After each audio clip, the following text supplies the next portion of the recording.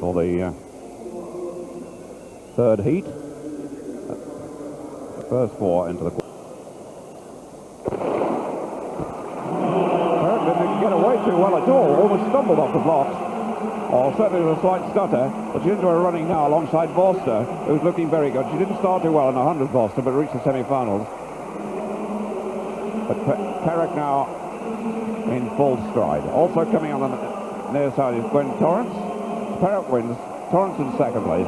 In third place was Vorster, and fourth, Duane of Canada. There, because she was very slowly out of the blocks, slightly hidden by that. But once she starts to go,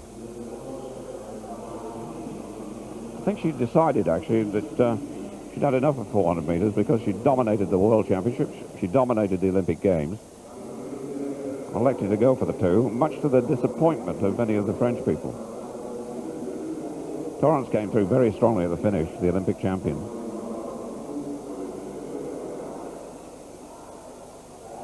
And Duane of Jamaica is the fourth athlete to qualify. Pérec determined to be first across the line, though. Torrence second, Vorster third. 22.73 the winning time. Gwen Torrence in second place, 22.87.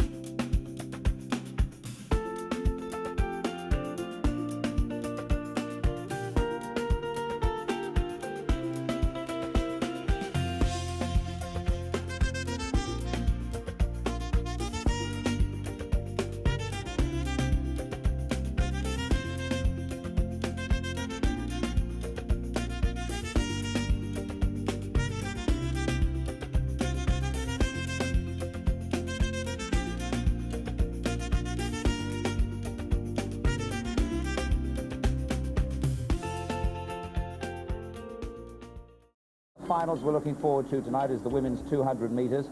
The semi-finals took place a short time ago. In the first of them, two Olympic champions. Pérec of France, who was the 400 champion last year, and Gwen Torrence, the 200 metres champion. This is what happened.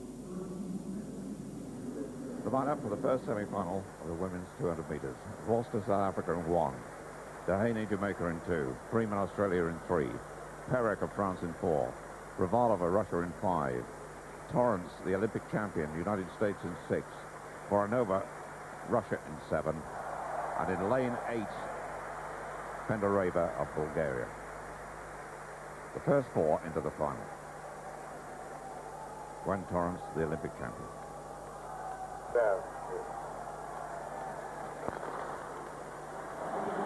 Torrence didn't get a very good start at all.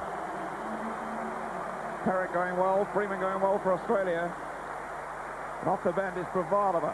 And also going well, Voronova of Russia in lane number 7.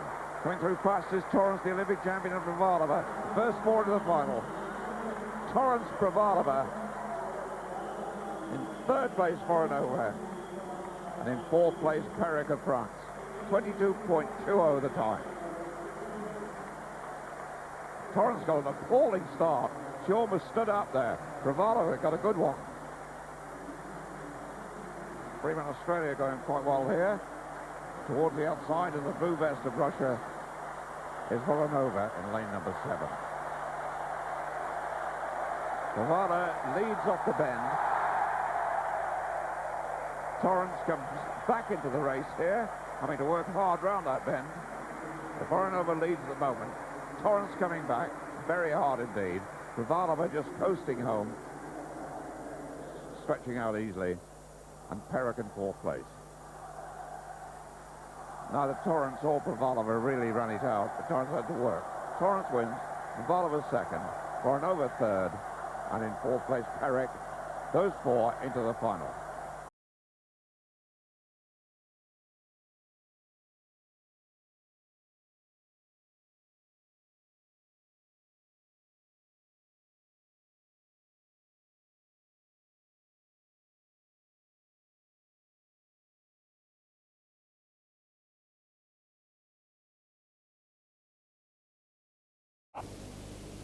Holding them forever.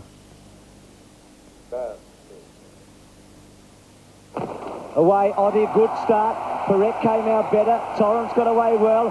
Ottey's gone hard. She's spent a lot of energy early. She's put it on the line. Leads with Pérec and Torrence into the straight from Privalova. Ottey in front. Torrence coming at her.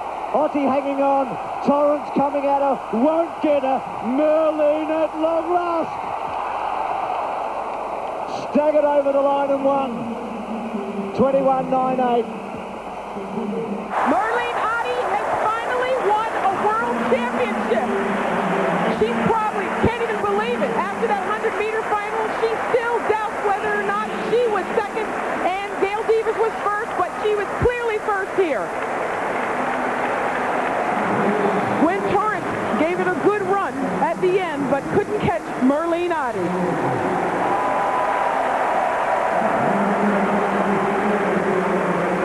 Merlene Ottey got out fast. That's important in the 200 meters to run a fast turn, to set yourself up when you're coming off the turn in a good position. Gwen Torrence on the outside did not run a very good turn. You have to accelerate off of that turn. Look how far Merlene Ottey is out. You see Gwen Torrence glances over at Merlene Ottey and sees that she's out there and tries to come back. Marie-José Pérec on the outside also. The French 400 meter champion is coming on at the end, but she is leaning too far forward. Gwen Torrence was the only one who had a chance, but Merlene Ottey finally gets it. Merlene, you finally won that World Championship title. You seem to be on a mission tonight. Yes, after the 100 meters, I was very disappointed, and I wanted to win here tonight. I was very anxious to get going. As you can see, I used up all my energy in the first 150 meters, but lucky I held on to win the gold medal. How difficult was it to take your focus off that 100 and focus on the 2? It was very difficult. I didn't sleep much for 2 nights, and this schedule was just pretty tight, so I wasn't fully recovered, and I was just hoping that everything would go on all right. Congratulations. Okay, thank you very much. Okay. And this is one finish that the Jamaican delegation will not protest. Merlene Ottey wins a gold medal.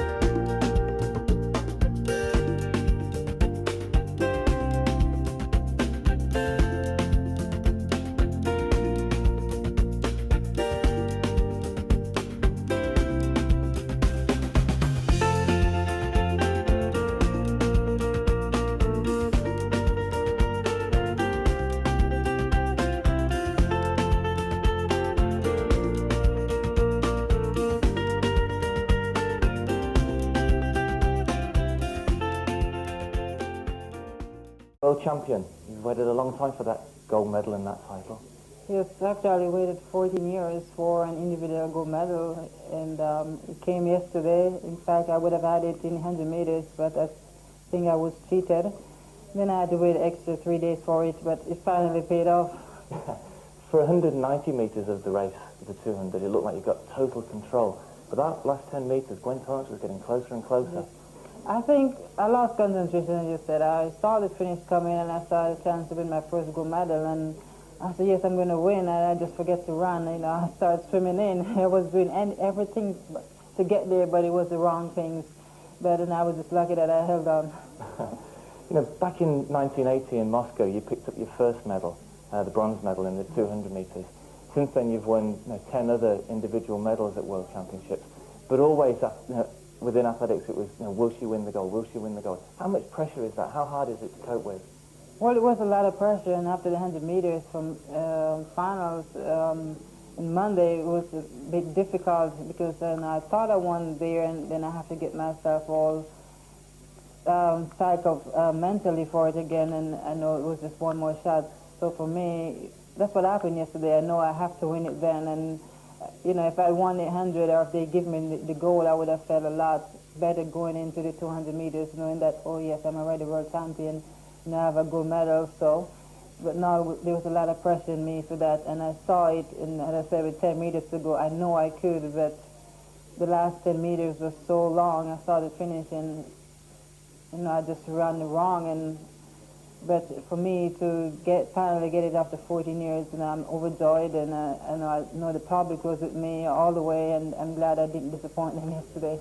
You say the public was with you. There was that wonderful scene on the rostrum after the 100 meters when the crowd gave you that ovation that went on and on and on. How did it feel standing there? Well, for me, when they called the silver medalist, I went up and put a finger up as if I'm the true number one. And they started clapping, and I wasn't sure if it was for me. I kept looking kind of hesitant, and is it for me, or is there a German athlete breaking the world record or something? They're going so wild that I didn't know they were applauding me or anything.